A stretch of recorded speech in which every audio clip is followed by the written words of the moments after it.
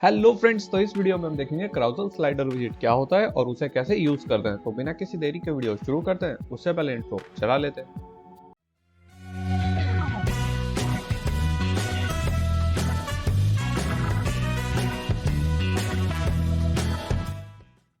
तो चलिए अब समझते हैं हम क्राउजल स्लाइडर को कैसे यूज करते हैं। पर उससे पहले हम ये समझते हैं क्राउजल स्लाइडर को हम यूज क्यों करते हैं। तो चलते हैं पावर पॉइंट में और इसको डिस्कस करते हैं। चलते हैं पावर पॉइंट पे। तो देखिए, हम बहुत ही अगर सिंपल टर्म्स में बात करें, आपकी एप्लीकेशन है और यहाँ पे आपने कुछ इमेजेस या कंटेनर कोड किए हैं और आप चाहते हो जो हमारे कंटेनर्स हैं ये हमारे स्लाइड होने चाहिए। अब आपकी स्लाइडिंग यहाँ पे ऑटोमेटिक भी हो सकती है और आपकी स्लाइडिंग यहाँ पे मैनुअल भी हो सकती है। ओके, तो इसको कोड करने के लिए आपको क्या करना पड़ेगा, सिंपली आपको बॉडी के अंदर पास करना है अपना पेज व्यू विजिट और इसके अंदर जो हमारी चिल्ड्रन प्रॉपर्टी होती है उसमें आप सारे विजिट्स अपने डिफाइन कर दोगे। तो आपका ये वाला यूआई पार्ट यहाँ पे कोड हो जाएगा। लेकिन अभी आप सिर्फ इसे मैनुअली ही स्लाइड कर सकते हो या आपके ऑटोमेटिक स्लाइड नहीं होंगे। अगर यहाँ पे आपको ऑटोमेटिक स्लाइडिंग चाहिए तो ऊपर आपको कंट्रोलर और टाइमर डिफाइन करना पड़ेगा।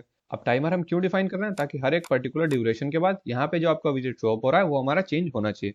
और कंट्रोलर हम क्यों डिफाइन कर रहे हैं, क्योंकि ये हमें हेल्प करेगा अपने जो भी विजिट्स हैं उनको स्लाइड करने में। अब इस कंट्रोलर के अंदर आपको अपना एनिमेशन पास ऑन करना होगा। उसके बाद आपको ये भी चेक रखना होगा, अगर मान लीजिए आपके पास यहाँ पे 3 इमेजेस हैं, 1, 2 और 3। जब हमारा टाइमर इंक्रीज हुआ तो आपने अपना विजिट स्लाइड कर दिया। उसके बाद हमारा टाइमर फिर इंक्रीज किया, आपने अपना विजिट स्लाइड कर दिया। लेकिन अब जब हमारा टाइमर इंक्रीज होगा तो यहाँ पे आपको विजिट को स्लाइड नहीं करना है, क्योंकि इसके बाद तो हमारे कोई विजिट है ही नहीं। उसके बाद सेम काम आपको रिवर्स में ध्यान रखना होगा। जब मान लीजिए हम रिवर्स आ रहे हैं तो 3 के बाद आप 2 पे आए, 2 के बाद आप 1 पे आए और 1 के बाद आपको पीछे कहीं नहीं जाना है। तो आपको इन दोनों कंडीशंस को चेकआउट करना पड़ेगा। और उसके बाद आप चाहते हो कि मान लीजिए आपके पास यहाँ पे 3 विजिट से आप 1 से 2 पे गए और 2 से 3 पे गए स्लाइड करते हुए, और आप चाहते हो हम 3 से 2 और 2 से 1 में ऑटोमेटिक रिवर्स भी पहुंच जाए, तो इसको भी आपको मैनुअली कोड करना पड़ेगा। और लास्ट में अगर आप अपना यूआई पार्ट थोड़ा सा अपग्रेड करना चाहते हो तो आप ये भी चाहोगे कि जो भी हमारा सेंटर कार्ड हो वो बाकी कार्ड से थोड़ा बड़ा हमें शो अप होना चाहिए। तो इस फंक्शनैलिटी को भी आपको खुद से कोड करना पड़ेगा। तो आपको इतना सारा कोड मैनुअली कोड करना पड़ेगा सिंपली इस विजिट को कोड करने के लिए। लेकिन अगर आप ये सारा मैनुअली कोड नहीं करना चाहते हो तब आप यूज कर सकते हो क्राउजल स्लाइडर विजिट का। इसके अंदर सिर्फ हमें कुछ प्रॉपर्टीज डिफाइन करनी पड़ती हैं और आपका क्राउजल स्लाइडर रेडी है। तो अब चलते हैं स्लाइड 2 पे और देखते हैं हम इस वीडियो में क्या कोड करने वाले हैं। तो चलते हैं स्लाइड 2 में। तो यहाँ मैं आपको वीडियो शो करता हूँ जो हम वीएस कोड में कोड करने वाले हैं। तो इसको करते हैं यहाँ पे प्ले। देखिए, यहाँ पे हमारे कुछ इमेज विजिट्स होंगे जो अपने आप ऑटोमेटिक स्लाइड हो रहे होंगे। लेकिन अगर आप चाहो तो इन्हें मैनुअली भी स्लाइड कर सकते हो। ओके, तो इसको हम कोड करेंगे अपने वीएस कोड में।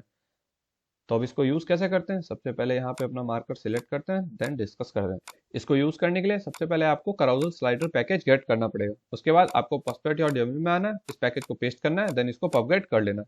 उसके बाद आप इस पैकेज को अपने प्रोजेक्ट में कहीं भी यूज कर सकते हो। और इस पैकेज के अंदर जो हमारी इंपॉर्टेंट प्रॉपर्टीज होती हैं उनको डिस्कस कर लेते हैं।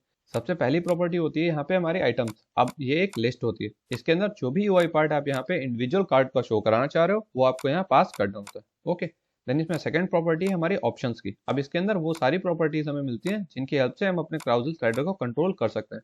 पहली प्रॉपर्टी है हमारी ऑटो प्ले, मतलब जो भी आपने यहाँ पे क्राउजल इंप्लीमेंट किया है, आप इसकी स्क्रोलिंग मैनुअल चाहते हो कि आप इसकी स्क्रोलिंग ऑटोमेटिक चाहते हो। अगर आप ऑटोमेटिक चाहते हो तो आप इसे ट्रू कर दीजिए, वरना आप इसे फॉल्स कर दीजिए। ओके, दूसरी प्रॉपर्टी है हमारी यहाँ पे एक्सपेक्ट रेशियो। इसमें क्या होता है, देखिए जो भी आपने कार्ड बनाया है इसके डायमेंशन विथ इस टू हाइट रेशियो क्या होना चाहिए। ओके, उसके बाद अगली प्रॉपर्टी है हमारी व्यू पोर्ट। इसमें क्या होता है, देखिए मान लीजिए ये आपकी स्क्रीन है और ये रहा आपका यहाँ पे पहला कार्ड। अब अगर आप इसे 1 डिफाइन करोगे तो पूरी स्क्रीन में आपको ये कार्ड शो होगा। अगर आप 1 से कम डिफाइन करोगे तो यहाँ पे आपको अपना सेंटर वाला कार्ड शो होगा और यहाँ पे हल्का सा आपको जो लेफ्ट वाला कार्ड होगा वो शो होगा। देन उसके बाद ऑन पेज चेंज, ये हमारा एक फंक्शन होता है। जब भी हमारा एक कार्ड से दूसरे कार्ड पे हम स्वाइप करते हैं तो ये फंक्शन हमारा ट्रिगर होता है। ओके, देन उसके बाद हमारी इंटरवल प्रॉपर्टी, इसमें सिर्फ आपको टाइम ड्यूरेशन पास करना होता है। जब आप एक कार्ड से दूसरे कार्ड में आप स्लाइड करते हो तो उसमें कितना टाइम ड्यूरेशन होना चाहिए। देन उसके बाद हमारी एनलार्ज सेंटर प्रॉपर्टी। इसमें क्या होता है, देखिए जो भी हमारा कार्ड सेंटर में शो हो रहा है वो बाकी चाइल्ड के कंपैरिजन में हमारा थोड़ा सा बड़ा शो अप होना चाहिए कि नहीं शो अप होना चाहिए। अगर आप चाहते हो वो थोड़ा सा हमें इंक्रीज शो अप हो तो आप इसको ट्रू कर दीजिए। अगर आप नहीं चाहते हो, मतलब हमारे सारे कार्ड आपको इक्वली शो होने चाहिए, तो इसको आप फॉल्स कर दो। देन उसके बाद हमारी पेज स्नैपिंग प्रॉपर्टी। इसमें क्या होता है, देखिए मान लीजिए ये आपका स्क्रीन था और यहाँ पे आपका कार्ड शो हो रहा है। जब आप इसे स्लाइड करते हो तो यहाँ पे आपको दूसरा कार्ड फुल्ली शो होता है। ऐसा नहीं होता है कि 10% इस केस में आपका पहला कार्ड शो हो रहा है और 90% इस केस में आपका दूसरा कार्ड शो हो रहा है। तो अगर आप ऐसा चाहते हो हम जितना स्लाइड करें उतना हमें कार्ड शो हो, तो सिंपली इस प्रॉपर्टी को आप फॉल्स कर दीजिए। बाय डिफॉल्ट ये प्रॉपर्टी हमारी ट्रू होती है, मतलब जो भी आपको कार्ड शो होगा वो आपको 100% शो अप होगा। देन लास्ट में होती है हमारी रिवर्स प्रॉपर्टी, मतलब मान लीजिए आपके पास टोटल 3 कार्ड्स थे, 1, 2 और 3। तो जब हमारा क्राउजर लास्ट तक पहुंच जाएगा तो वहां से हमारी रिवर्स स्वाइपिंग अपने आप चालू हो जाएगी, और जब ये 1 पे पहुंच जाएगा देन हमारी अगेन 1 से 2 की तरफ ये मूव ऑन करना स्टार्ट करेगा। तो अब चलते हैं वीएस कोड पे और देखते हैं इसको कैसे इंप्लीमेंट करते हैं। तो चलते हैं वीएस कोड पे। तो चलिए अब यूज करते हैं अपना carousel स्लाइडर पैकेज। लेकिन पैकेज यूज करने से पहले मेरे भाई आप उसको पबगेट तो कर लीजिए। तो इसके लिए आपको विजिट करना है अपने ब्राउजर पे pub.dev पे, और वहां आपको टाइप करना है carousel स्लाइडर। यहाँ पे आपको जो पहला पैकेज शो होगा जिसकी पॉपुलैरिटी अप्रॉक्स 100% होगी, तो इसको आपको ओपन करना है और यहाँ से आपको नेम और वर्जन नंबर कॉपी करना है। तो यहाँ मैं आपको शो करता हूँ ये हमें किस टाइप के carousel प्रोवाइड करता है। ये देखिए, आप इस टाइप के carousel इस पैकेज की हेल्प से कोड कर सकते हो। ओके, और अगर आपकी इस पैकेज से कोई भी हेल्प हुई हो तो सिंपली आप क्रिएटर को यहाँ से सपोर्ट कर सकते हो इस लाइक बटन को हिट करके। तो अब चलते हैं VS कोड में और इस पैकेज को गेट करते हैं। यहाँ पे आपको आना है अपने postgre.yml के अंदर, और जो हमारी डिपेंडेंसीज होती हैं इसके अंदर आपको ये पैकेज पेस्ट करना है। तो यहाँ पे ये कर दिया हमने पेस्ट, और इसके बाद आपको सिंपली इसे सेव करके पबगेट कर लेना। जब ये पैकेज आपका पबगेट हो जाएगा उसके बाद आप इसे प्रोजेक्ट में कहीं भी यूज कर सकते हो। तो चलिए अब समझते हैं अपने कोडिंग पार्ट को। देखिए, सबसे पहले हमने टॉप पे अपनी एक लिस्ट बनाई है जिसके अंदर हमने अपनी सारी इमेजेस प्लेस ऑन करी हैं। इनको हम इस carousel में यूज करने वाले हैं, और ये सारी इमेजेस हमारी इमेजेस फोल्डर के अंदर स्टोर्ड है। ओके, उसके बाद बॉडी विजिट के अंदर यूज किया हमने अपना carousel स्लाइडर विजिट। देन उसके बाद जो आइटम प्रॉपर्टी होती है इसके अंदर आप जो भी UI पार्ट आप यहाँ पे शो अप करना चाहते हो वो आपको यहाँ पे पास ऑन करना होता है। तो हमने क्या किया, इमेज विजिट के अंदर अपना सिंपली इमेज पास ऑन करिए, और उसको हमने रैप किया क्लिपार रिएक्ट विजिट के अंदर, ताकि जितने भी इसके हमारे कॉर्नर्स हैं वो कुछ यूनिट्स में राउंडेड शो अप होने चाहिए।